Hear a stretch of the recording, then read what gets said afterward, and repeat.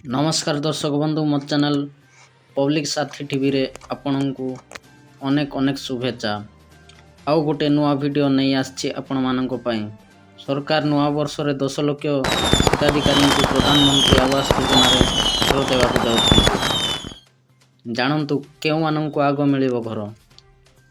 प्रथम फेज रे विधवा महिला और जेउ माने निराश्रय ता सहित दिव्यांग मानकु आउ बापा मार भिन्न होइथिबा पुओ मानकु भी मिलिबो।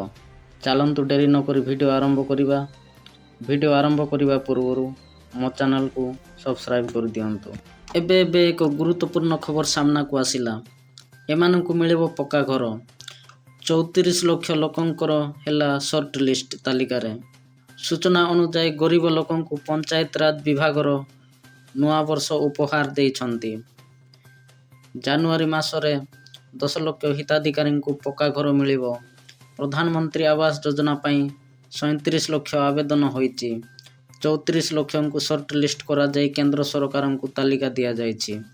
पूर्व पंचायत राज मंत्री घोषणा करी कहिथिले आउ रहिबनि बिजु पक्का घर स्कीम। समस्त को मिलिबो घर। कौनसी योग्य हिताधिकारी सरकारी आवास रु वंचित हेबे नाही।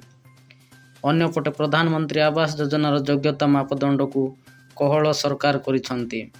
सर्वाधिक मासिक आय 10,000 रु 15,000 को बढ़ाइछन्ति।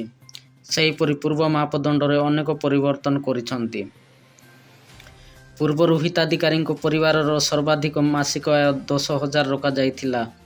यह को बढ़ाई 15,000 करा जाइछि। 2 चकिया जान फ्रिज लैंड फोन थिले भी PMAY पई योग्य विवेचित होई पारिबे। दिव्यांग और भिन्न होइथिबा पुओंकु भी प्रधानमंत्री आवास योजना रे घर मिलिबो। सेहीपरि विधवा और निराश्रय महिला एही योजना रे मध्य शामिल हेई पारिबे।